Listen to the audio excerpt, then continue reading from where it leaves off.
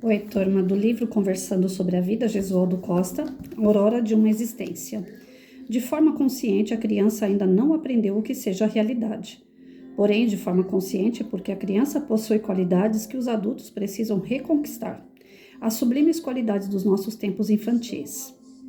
Por exemplo, a criança está sempre alegre, sem nenhuma razão aparente. E talvez isso se dê porque a criança está sempre ocupada, sem tempo, portanto, para pensar em tristeza. Quando a criança deseja algo, não desiste até conseguir aquilo que quer. Outra qualidade que a criança possui é que, até mesmo quando chora, mesmo com profundidade, basta uma palavra carinhosa ou até mesmo o aparecimento de um novo desafio que imediatamente para de chorar, ou até mesmo ri em meio às lágrimas. Enfim, a criança sempre age harmoniosamente com Deus, vive em harmonia com a vida.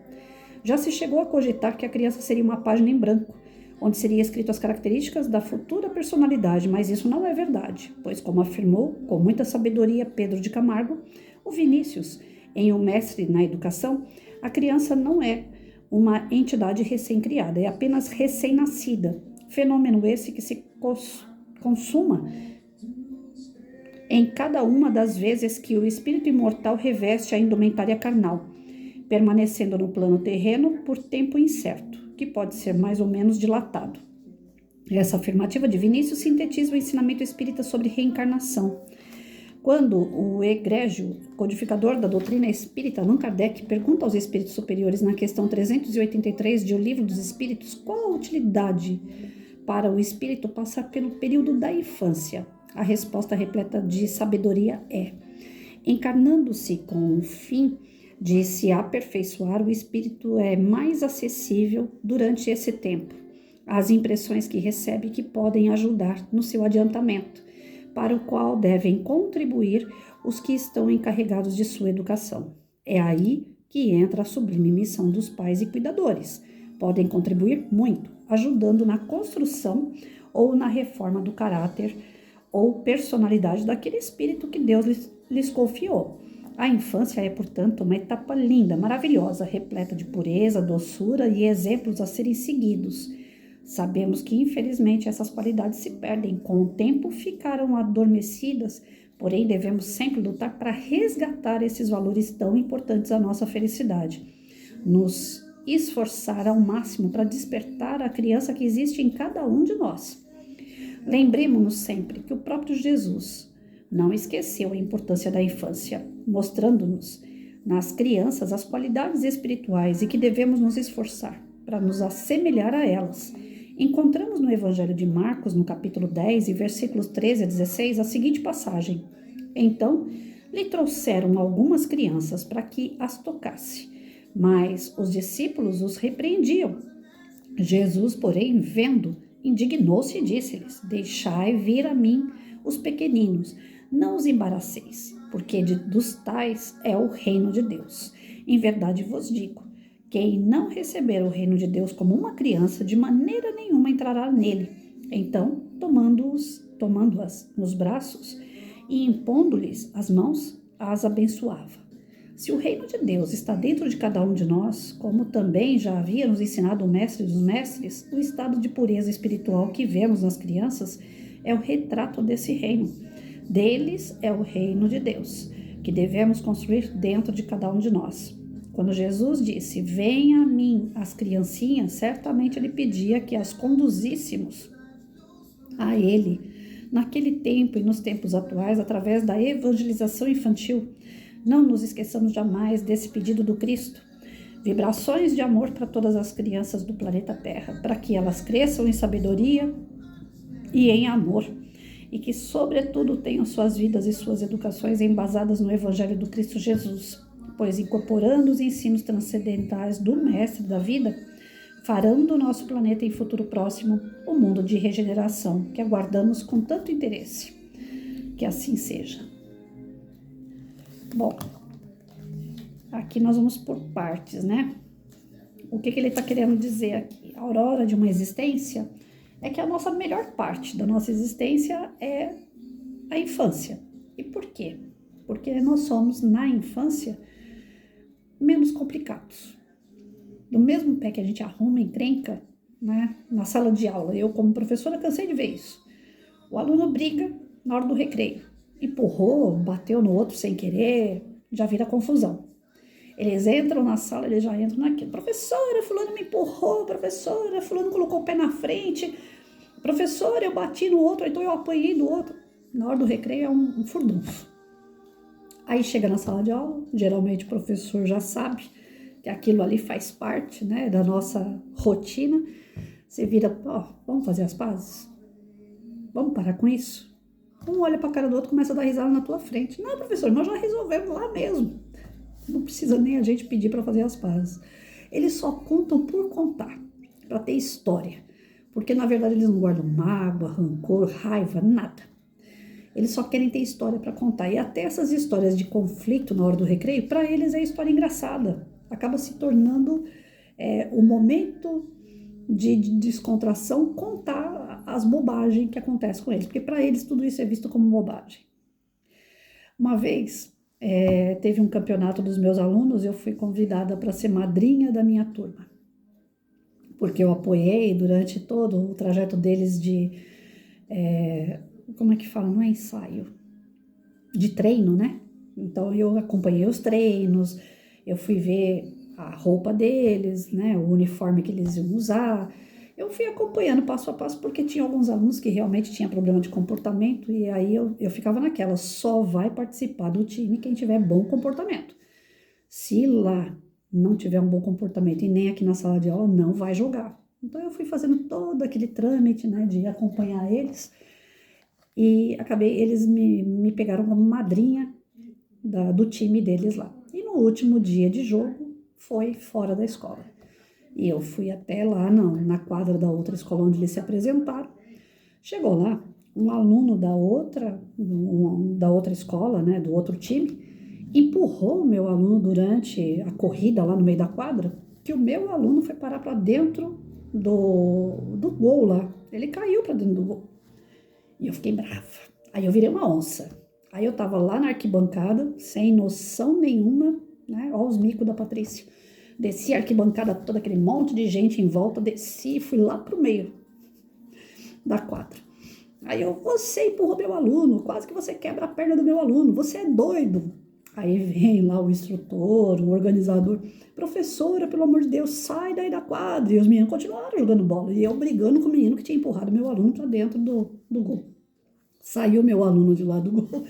Professora, sobe para a bancada, a senhora vai acabar apanhando aqui no meio dos meninos. Né, eles estão correndo, a senhora vai acabar se machucando. Corre lá para cima, professora, sai daqui, professora. Eu falei, não, mas o menino te empurrou, não sei o que, eu não aceito isso tá errado. Eu não entendo nada de regra, gente. Mas eu fui defender meu aluno apanhou. Jogaram ele para dentro do gol lá. É para jogar a bola, não é para jogar meu aluno. Aí veio o organizador, me tirou lá, olha o tamanho do mico. Me tirou de lá e falou, Patrícia, eles continuam jogando. Eles não têm raiva, isso aí faz parte do jogo. Eu falei, faz parte dessa brutalidade toda? Eu não aceito isso de jeito nenhum. Quando terminou tudo, eu saí, né? Com aquele mico todo, eu acabei saindo, tal, brava, nervosa, porque tinham batido no meu aluno. Quando terminou tudo, eles se reuniram lá, começaram a gritar vitória, né? Os meus alunos ganharam. Mas o menino que empurrou o meu aluno, abraçado com ele, e vitória, vitória, e parabéns daqui, parabéns dali. Eu fiquei olhando assim e falei, engraçado. Machucou meu aluno, jogou ele para dentro do gol e os dois estão lá abraçados. E eu aqui o tempo todo, nem reparei mais no jogo, se tinha gol, se não tinha gol, eu tava só querendo fuzilar o moleque que catou meu aluno. E entre eles já tava tudo resolvido. Então, criança, eles fazem e desfazem as coisas, desfazem e fazem as coisas assim, naturalmente. Eles têm uma pureza. E aí é onde Jesus disse, né, deixai vir a mim as criancinhas, não significa que só criança vai para o reino de Deus. Porque se fosse assim, então a gente não ia se tornar jovem, adulto, idoso, a gente ia ficar criança o resto da vida para poder ir para o reino dos céus. Não.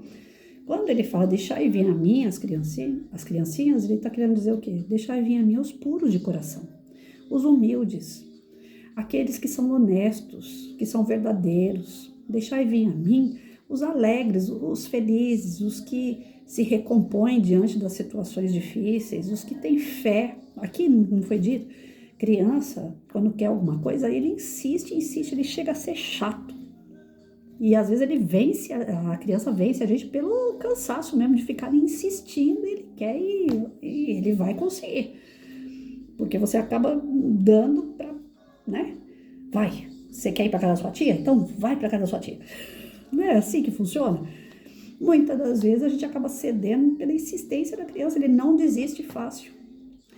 Então, dentro da criança tem todas as virtudes que nós deveríamos manter para o resto da vida e das encarnações. Perdoar fácil, não guardar raiva, ser uma pessoa solidária. Às vezes eu ia ensinar os meus alunos dentro da sala de aula, né? Olha, nós vamos receber uma criança com deficiência. Então, vocês tratem ela bem, né? Não dê risada na deficiência que ela tem, procurem ajudar. Quando eu ia dar todo esse sermão assim, já tinha aluno meu lá na fila, pegando o aluno com deficiência pela mão e trazendo, caminhando, né? Eu tive alunos com um problema assim de ter que ir no banheiro, trocar fralda, ou então ter que abrir a calça do garoto para que ele pudesse fazer as necessidades dele. E às vezes faltava o cuidador na escola, porque esses cuidadores eles são de lua, né? É contratado, aparece, não aparece, aquela coisa toda. Então, às vezes faltava o cuidador, aluno meu falava, professora, posso ir lá no banheiro? Eu ajudo o fulano, a ele fazer as necessidades dele, eu limpo ele se precisar. Então, você não precisa ficar norteando o que a criança deve fazer. Eles se viram. Eles são solidários por prazer, pelo amor fraternal que eles possuem. E que com o tempo, ao invés da gente desenvolver cada vez mais isso encarnado, nós vamos nos tornando mais egoístas, mais orgulhosos, a gente vai se fechando, a gente vai vendo só o nosso lado, a gente deixa o outro, né, se lascar com o problema dele lá. Se falarem alguma coisa que a gente não gosta, a gente se melindra. Se fizerem alguma coisa que a gente não aceita, a gente se isola. A gente vai tomando atitudes completamente contrárias do que uma criança faria. E aí, outro dia eu estava vendo, né, uma postagem em Face dizendo assim, nós que estamos entrando na terceira idade, que é o meu caso, né, eu estou partindo por 60 anos daqui a pouco, a gente está se tornando idoso, dentro do idoso tem o adulto, e dentro desse adulto tem o adolescente, tem o pré-adolescente, tem a criança e tem o bebê. E a gente está deixando perder tudo isso por uma questão de dizer assim, eu sou velho, agora eu posso, agora eu falo o que eu quero, eu faço o que eu quero, ninguém tem nada a ver com isso. De certa forma, nós podemos agir assim, nós temos moral para isso, mas de certa forma isso também é uma atitude egoísta, é uma atitude autoritária, é uma atitude orgulhosa. E quando a gente se deixa levar pelo orgulho e o egoísmo, nós deixamos de ser puro, nós deixamos de ser inocente, nós deixamos de ser bom. A criança, acima de tudo, ela é boa.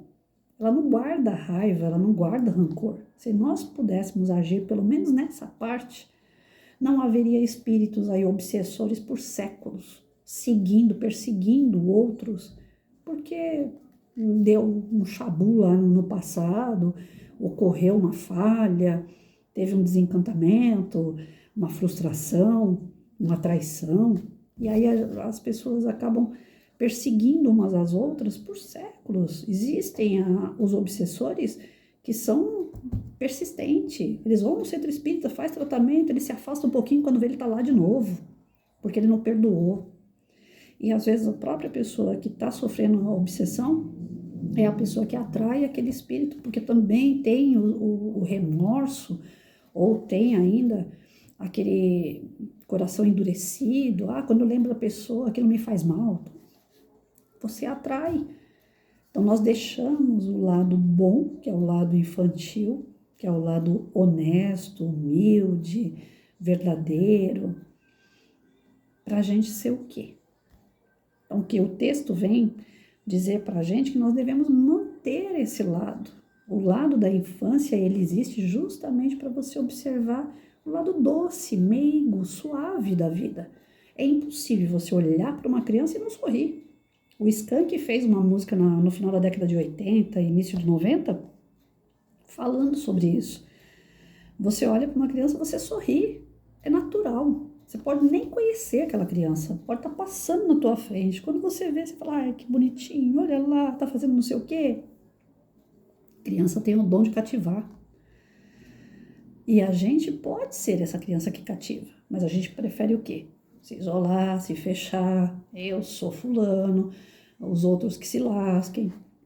Orgulho e egoísmo que cresceu dentro da gente e deixamos aquela parte da bondade, aquele lado mais honesto, mais verdadeiro, aquele lado que cativa, nós apagamos. Apagamos. Simplesmente nós apagamos. Não, agora eu me tornei adulto. Então, quando a gente se torna adulto, a gente não pode ter momento infantil. Gente, quem entra no meu Face pensa que eu sou adolescente. Muita gente entra lá e brinca comigo e fala, meu, você não tem o que fazer, não? Porque se posta cada besteira, cada coisa à toa. Hoje mesmo eu mandei uma mensagem de bom dia para todo mundo. Falei assim, olha, vocês querem saber de uma coisa? Hoje eu não tô aqui para mandar mensagem positiva para ninguém. Cada um que se vire, que se lasque por aí. É desse jeito. É piada, claro, né? Não quero que ninguém se lasque, não. Falei, cada um por si. Se vira aí pro teu dia ser bom. Porque todo dia eu mando uma mensagem positiva, mas hoje eu mandei uma de zoeira. A gente tem que ter esse bom ânimo, a criança tem isso. E sabe o que é que me salva de uma depressão, que me salva de uma tristeza, de um estado de solidão? É ter bom humor. E quem é que tem bom humor? Criança. Eu lidei com criança a vida inteira, mais de 32 anos numa sala de aula com criança. Toda vez que eu estava meio para baixo, quem me salvava? Meus alunos. Então eu devo tanto aos meus alunos, eu devo tanto a viver, conviver com aquela coisa da serenidade, da espontaneidade, sabe? De pessoas que estavam ali para aprender, mas me ensinavam muito mais do que eu a elas. Porque elas me ensinavam a ter uma vida mais leve. Quantas vezes eu chegava na sala de aula, e eles são assim sensitivos até não querer mais, né? Quantas vezes eu chegava na sala de aula e eu, boa tarde, bom dia. Aí eles olhavam para a cara um do outro e falavam, ih, a professora hoje não tá boa não, vamos ficar todo mundo quietinho. Tem isso. Eles são tão bons que eles sentem quando as coisas não estão bem. E eles ajudam a gente a passar. Quantas vezes aqui dentro dessa casa, aqui chorando, porque caía água do teto, e aqui era um tsunami atrás do outro, né? Toda vez que chovia, chovia mais dentro de casa do que fora. Aí uma vez eu lembro que eu fui para cima da laje, que eu não queria que meu filho visse, né? Que eu tava chorando, tava naquele desespero todo, falei, sem dinheiro, essa casa não para de dar problema, tal, sozinha. Aí fui lá para cima da laje e fui chorar. O meu filho subiu a escada, caracol, uma escada perigosa, ele era pequenininho. Eu não vi ele subir essa escada. Quando eu vi, o Rafael estava do meu lado lá. Mãe, chora não, eu tô do teu lado. Não vai ficar pior. As coisas vão melhorar, mãe. Pode parar de chorar. Então, a criança, ela é um ser assim tão puro que o que ela fala transborda o que Deus gostaria de te dizer. Muitas vezes o que a criança te fala é uma intuição, é algo que ela sentiu do anjo de guarda dela e ela te passa. E o adulto às vezes não dá bola. Ah, sai daqui, vai brincar, você não sabe o que você está falando. Depois a gente conversa. A gente desdém, né? Do que ela tem para dizer pra gente. E muitas vezes ela é um enviado de Deus, ela tá falando alguma coisa que o anjo de guarda mandou pra gente, a gente não ouviu, mas ela, por ser mais pura, ela ouviu, ela entendeu o recado e ela tá te transmitindo. A criança te dá apoio. Não é só a gente que ensina. A gente aprende, porque ali tem um espírito milenar, tem um espírito de muitas e muitas encarnações, talvez até mais do que nós. O fato da gente ser pai, mãe, professor, orientador, cuidador, não significa que a gente sabe mais do que uma criança. Ali naquele corpinho tem um espírito que já nasceu e renasceu várias vezes, que tem sabedoria, não é uma tábua vazia, como disse o texto aqui. Já foi comprovado que criança não é uma tábua vazia. É um espírito que está ali já milenar, que já aprendeu muita coisa. Só que ele tem a pureza da fase, daquele ciclo, que é um ciclo de pureza, que nós deixamos passar. Que quando a gente vai crescendo, a gente vai se distanciando da pureza e vai se tornando malicioso, vai se tornando soberbo, como eu falei, egoísta, orgulhoso.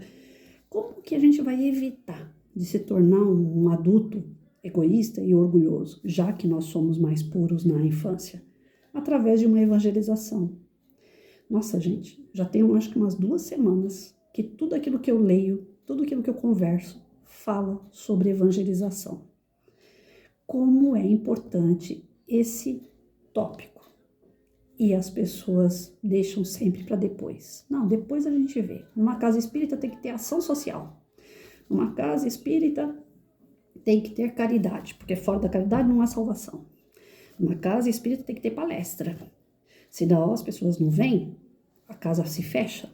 Numa casa espírita tem que ter médiums, então vamos fazer curso para médiums, porque senão quem vem para tratamento não tem médium para tratar. E vai deixando a evangelização para depois. Coloca uma pessoa lá para cuidar daquelas 3, 4 crianças que vêm com os adultos, para eles não ficarem correndo, brigando, gritando aqui no salão. Então uma pessoa fica lá cuidando de criança. É cuidador, não é evangelizador.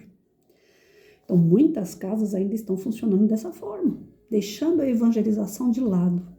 E se nós somos bons quando criança, para a gente manter esse lado bom, nós precisamos de orientação.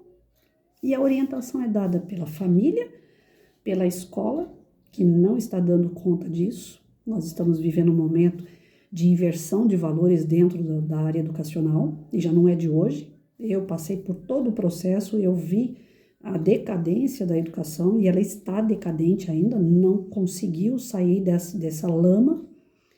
Então a escola não está dando conta de trabalhar valores, princípios, pelo contrário, cada vez mais se afastando do ser humano. Agora eu encontrei um aluno uma semana e meia mais ou menos, um aluno virou para mim e falou assim: professora, eu acho que eu vou faltar numa segunda-feira e vou vir aqui visitar a senhora. Eu falei: não, menino, não vai faltar na escola não. Ele falou: não faz diferença nenhuma ir para a escola, professora, porque hoje tudo é pela plataforma, hoje tudo é pelo computador. Lá na escola é mais para falar presente. Gente, é um absurdo, né? Se é para ir se afastando da escola, imagina só a orientação desses jovens, como é que está sendo feito pelo computador. Então, vai ser cada vez mais necessário a importância da evangelização. Isso, nós que somos espíritas, estamos falando da evangelização espírita. Mas eu tenho visto crianças da católica não batendo mais carteirinha como batia. Eu estou vendo crianças da evangelização evangélica lá do protestante, oh meu Deus, os crentes, né? Eles também não estão tendo mais aquele negócio de bater carteirinha.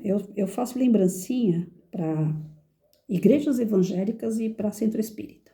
Toda comemoração que tem, Dia dos Pais, Dia das Mães, Dia das Crianças, eu faço lembrancinhas e mando para evangelização de igrejas evangélicas e de centro espírita. As crianças que fazem parte da igreja evangélica, normalmente a evangelizadora fala para mim assim: olha, Patrícia, que eu tenho frequentando são 20, mais que eu tenho inscritas são 40. O que acontece? Por que os 40 não estão frequentando? Porque nem na igreja evangélica que antes eu via como algo mais sério até do que o espiritismo, porque sempre teve aquela coisa, né, de levar a Bíblia embaixo do braço, ter que estudar, tal, e o centro espírita fala que não é. Algumas pessoas, né, dizem que centro espírita não é religião, não pode ter dogma e ritual, portanto não se pode ter um estudo mais sério na evangelização, não pode forçar uma criança a assistir à evangelização, porque ela tem o livre-arbítrio dela. Eu já escutei isso, eu não concordo. Já fui evangelizadora e não concordo com isso. Dentro da evangelização que eu, evangelizadora e professora, acredito que a criança tem que ter um livro, tem que levar o seu livrinho na evangelização, tem que estudar as obras do Kardec, ela tem que entender como que funciona uma casa espírita, porque ela é o futuro daquela casa espírita. Nós estamos ficando velho. Vai chegar um momento que os velhos vão embora. E quem é que vai ficar cuidando da casa espírita, se o novo não tiver obrigação? Então, eu vejo a evangelização como uma obrigação, sim. Tem que estudar, tem que ser levado a sério. Não para ficar lá jogado num espaço onde tem uma cuidadora para que aquela criança não fique correndo em volta da palestra lá, atrapalhando o palestrante. Isso não é evangelização. Uma evangelização que a pessoa, todo final de semana, ou durante a semana, no dia que tem evangelização, o cara tá lá só contando historinha, e a criança tá lá, uma batendo na outra, uma puxando o cabelo, né? Então, assim, as crianças que vão na evangelização tem que ter uma parte pedagógica bem trabalhada. Tem que ter dinâmica, tem que ter brincadeira, tem que ter música, tem que ter vídeo, tem que ter livro, como se fosse uma sala de aula, sim. Porque lá ela vai aprender sobre Jesus, lá ela vai aprender sobre as obras do Kardec. Então tem que ter uma metodologia, tem que ter um cronograma de conteúdo, sim. Tem que ter uma parte pedagógica forte. Porque aí sim, essa criança que aqui está dizendo e que é humilde, pacífico, puro de coração, ela vai permanecer sendo assim, ela vai crescer sendo assim. E ainda assim, corre o risco de desvirtuar.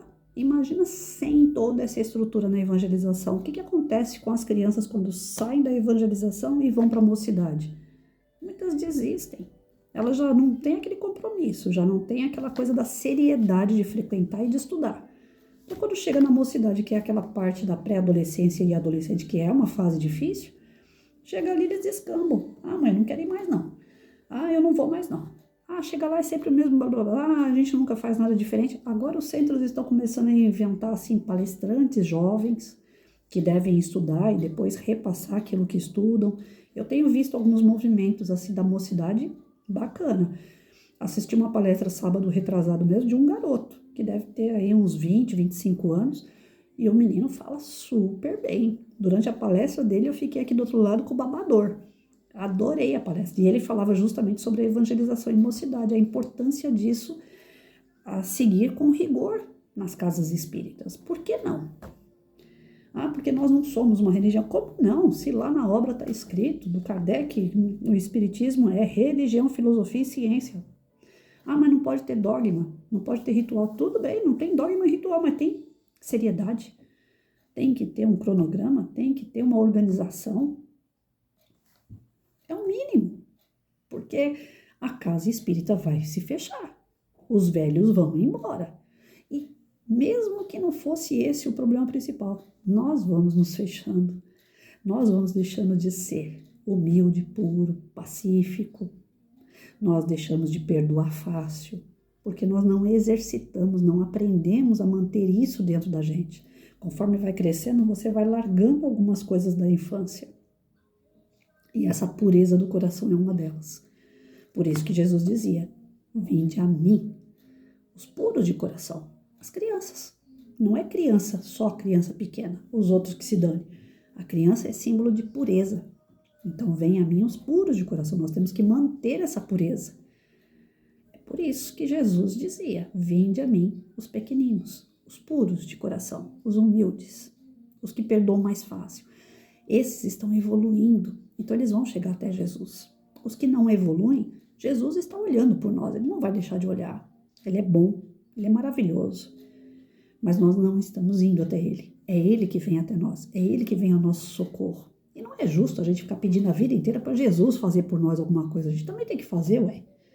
Cabe a cada um de nós nos desenvolver, nos melhorar, para a gente ir até Jesus, para a gente conseguir ir subindo, alcançando uma evolução espiritual para chegar perto do Mestre, que um dia foi um espírito como nós, e evoluiu e se tornou puro. E ele disse, eu volto a repetir, eu adoro essa frase de Jesus, não que eu queira ser como ele, eu estou longe disso, mas é um acalanto para a gente, né? Dá uma tranquilidade, saber que a gente está todo dia subindo um degrauzinho, às vezes a gente cai, rola, mas depois a gente vai lá e sobe de novo. Mas ele falava, vocês são capazes de fazer tudo o que eu faço e muito mais. Então, dá um entendimento para a gente que a gente vai evoluir. Se Jesus acredita que a gente pode, por que a gente não vai? Por que a gente não faz por onde? Só que está na hora, ou passou da hora, bem dizer, de parar de chamar Jesus até nós. Fazer a nossa parte, se tornar puro de verdade, nos tornar pessoas melhores, que perdoa mais fácil, que trabalha pelo próximo, que tem empatia. Está dentro do maior mandamento que ele colocou, né? Primeiro ele colocou amar a Deus sobre todas as coisas e ao próximo como a si mesmo. E a criança ama o próximo como a si mesmo. Ele se coloca no lugar do outro, ele tem empatia. A criança, ele briga e daqui a pouco ele mesmo resolve a parada dele. Quantas vezes na escola, quando eu estudava, eu via os meninos brigando, né? Aquelas brigas de pátio. Ah, eu vou te pegar na hora da saída e tal. Aí a diretora se descabelava, já ligava pro pai, pra mãe, ó, vem porque eles estão querendo se pegar na hora da saída. Chegava na hora da saída, os dois já estavam lá, trocando cartinha, bolinha de gude. Os pais chegavam lá para resolver a situação. Que situação que vai resolver? Já estava resolvida. Não dava tempo dos pais virem intervir, porque as pazes já tinham sido feitas. E isso acontece assim, direto, não adianta brigar ou entrar numa briga de criança, porque eles se perdoam fácil, rapidinho. Mas nós, não. Nós adultos, a gente leva até para as outras encarnações. A gente se torna obsessor ou a gente busca obsessor para nós, porque a gente não perdoa, a gente não desculpa. E isso é falta do quê? De uma evangelização, de um treino, de você fortalecer o lado bom que você tem quando você é criança. Então, ele fala aqui, ser criança, no poema dele, né, do Gesualdo, ser criança é nunca ter maldade, é não guardar ódios nem rancor, é sentir na vida o esplendor, é ser fiel no que tange a amizade, é buscar sempre a felicidade como se a hora fosse sempre a derradeira, é saber que a existência é passageira, é viver a vida com amor, a criança sempre esquece a própria dor, diante de uma nova brincadeira. Qualquer um pode ser criança, se não tiver pensamentos deletérios, se não levar a vida tão a sério, e ter sempre no olhar a esperança, ter em Deus sempre a confiança, e ser capaz de sorrir em meio ao pranto. Dessa forma, a aura de um santo será sua aura verdadeira. Ser criança é viver de brincadeira, e todo som ser para ele um acalanto. Ser criança, enfim, é ter pureza e viver os ensinos de Jesus. Ser criança é fazer brilhar a luz da educação e gentileza. Ser criança é viver com a certeza que o próximo é sempre o seu irmão e fazer um grande mutirão para construir felicidade. A criança no mundo é, na verdade, da pureza a mais forte expressão. Que a gente possa manter essa criança acesa, que a gente possa trabalhar essa criança dentro de nós. Não deixar ela morrer, não. É a melhor parte da nossa vida.